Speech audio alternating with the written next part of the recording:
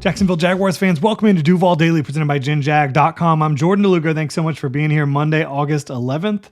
Another weekday, another Jacksonville Jaguars training camp practice. As I told y'all, I kind of feel like there is a difference in, practice after you start your first preseason game. It is still technically training camp through the preseason, though, until they get down to those cuts, and then it's on to the regular season, right? So this was Jaguars training camp practice number 13, obviously following the Jaguars' loss on Saturday night at the bank to the Pittsburgh Steelers. Next preseason game coming up this weekend in New Orleans against the Saints. But we're going to dive into everything I saw at Jaguars training camp practice number 13 today. It was a hot one. It was a little bit of a shorter practice. I think they went from 8:55 till close to 10:30. So not a super long practice, but it was really hot out there today, and it's going to continue to be hot throughout the rest of training camp for the most part here. So no surprise there, but I do think I got a little sun today. Not practicing, Eric Armstead. Not a surprise there. He was in the building. Did see him there today off, working to the side.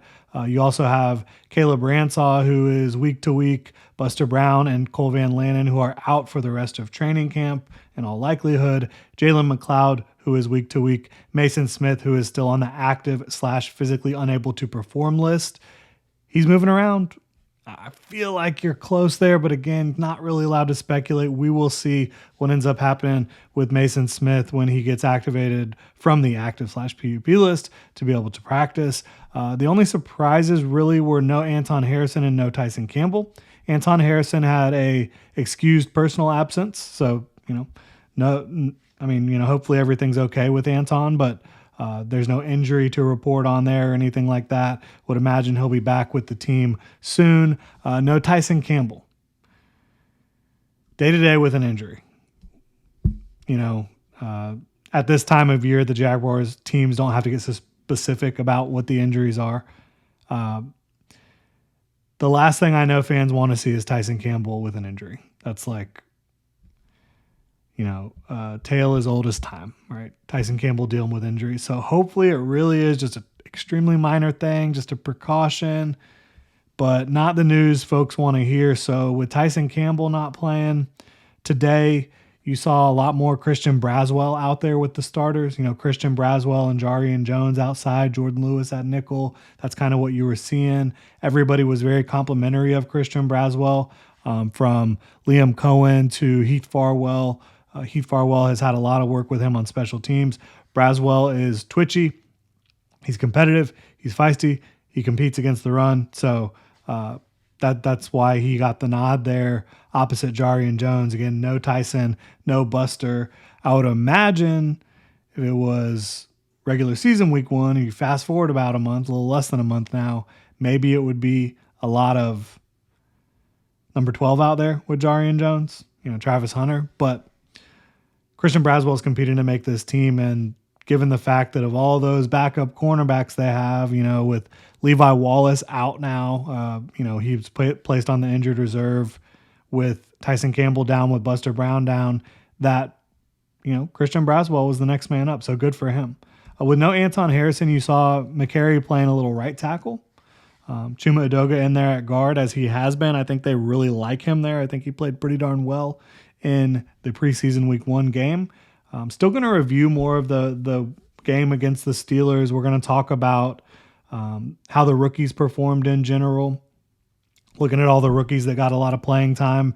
And then we'll also just continue to take a look at maybe some of the standouts that weren't rookies, or your kind of ones, like some of the standout backup performances for the Jaguars. We'll do both of those over the next couple days. Before they got into team, they were doing a jet sweep drill where it was very, very pointed. It was very detail-oriented. I will say that. Like, again, there's been so many drills we've seen about like specific types of plays, and each one of them, I really appreciate the attention to detail and the focus on the finer points that this coaching staff has. Big fan of that. The first team period, speaking of the finer points, the first team period of practice, it was long. The 15 minutes, 40-plus plays of getting to the line of scrimmage, getting the right kill or can, getting into the right play, and getting the snap off cleanly. That's all it was. 40 plays of that. So, why? It's been about 2 weeks. Jaguars have had issues pre-snap, alignment, and assignment on offense. And Liam Cohen's been preaching about it. He's been talking to the players about it. He's been talking to the media about it. It was not good enough on Saturday night against the Steelers. It was, saying not good enough is a understatement. It was bad. And I have never seen a coaching staff do this. And all my time covering the Jaguars, I have not seen this. I would say it's not great that they feel like they're in the position where they needed to do that. But it is good that they are doing it in the position that they are in, right? If you've got a group that cannot get it together mentally pre-snap, how do you get better at something? You do it over and over and over and over and over again. And that's exactly what they did today. I really appreciate that from the coaching staff. I think that's huge. Liam Cohen mentioned Thursday they're going to do a scrimmage. Tomorrow they'll be back in full pads. Not full pads today, but it was competitive out there. Some of the guys were a little tired having a game Saturday night and then competing on Monday morning, but they're going to have like a scrimmage type of practice on Thursday. And I think after that, they're going to decide what the plan will be for New Orleans regarding starters. And then I would imagine, going into Miami week 3, they're going to have joint practices. I don't think you see any starters in that game. That would surprise me, right? Maybe rookies, but not a lot of rookies are expected to start. So there's only really one rookie that could be starting right now at this point. It looks like that's obviously Travis Hunter. Liam Cohen commented on Trevor's performance after going back and looking at the tape from Saturday night. He thought it went well. He basically, same thing I said. It was the one play where he kind of got Brian Thomas Jr. hit by the safety. Liam Cohen said that probably that's a play where move on through the progression, don't force it in there, which that's what I thought probably should have happened too. And then Liam also did take the blame, saying it was a crappy play call against that coverage. So took the blame for that. Continued to talk about, the defense. They've got work to do on that side of the ball from an alignment, assignment, coaching, and execution standpoint. All levels, they've got some work to do there. Cohen talked about the relationship between Brian Thomas Jr. and Trevor Lawrence and kind of the struggles that Brian Thomas Jr. has in practice. And he does. He had a dropped pass today. We're going to talk about it, but he had a drop pass today that led to a Jarian Jones interception. So he has struggles in practice. We saw this last year. It's like when he gets lined up against people that are not on his team, he turns it on. And so Liam Cohen has a ton of confidence in him that he's going to be that guy when the lights come on. I do too. I really do. But it is frustrating, and Brian Thomas Jr. is very hard on himself in practice, and Liam Cohen said he really has to decide, and a lot of times it's not going to be piling on at all because there's enough pressure internally for Brian Thomas Jr. to perform on the practice field. It's like, okay, do I go just let him be? Do I go give him encouragement? Either way, he feels really confident that, when it matters, Brian Thomas Jr. is going to get the job done, and he usually is. That's absolutely a fact. So not a big deal there, but I do think you're seeing some struggles at times during practice. I think that it wasn't a great day in general for the passing game. So we're going to get into all that.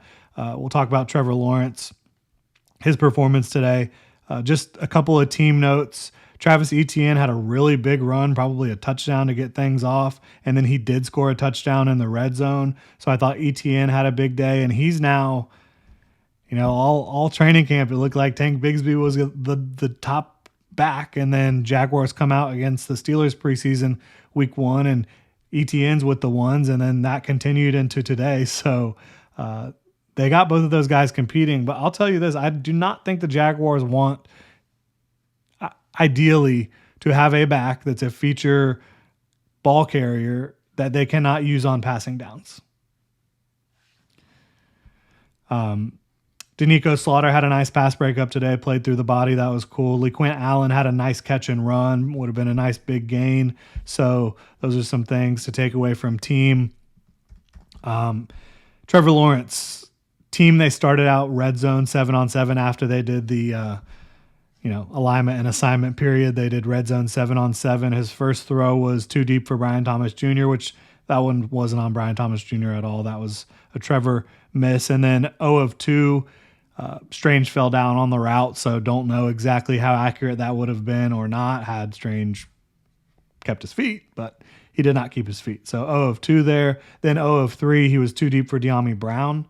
And that was, again, I think, on Trevor. And there was really tight coverage in the red zone, and you come to expect that from guys like Jordan Lewis, from guys like Christian Braswell in tight spaces.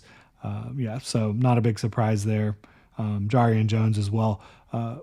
He did complete his next pass to De'Ami Brown, another one completed to Hunter Long, and then he was able to hit Britton Strange for a touchdown. So after a slow start, he got going again, got to 3 of 6, and then the final throw of that little period was too much on it for Travis Hunter to go up and get it. It almost might have been a throwaway. There was some really tight coverage in that red zone 7-on-7, but he did manage to throw one touchdown pass.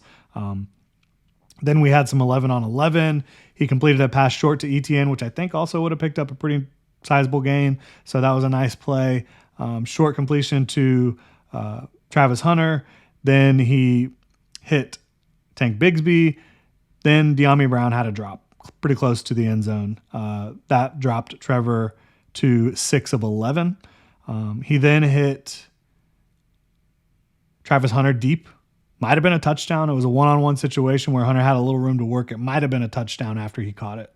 But I did not give Trevor the credit for that touchdown because it looked like the team marked it down around the 5.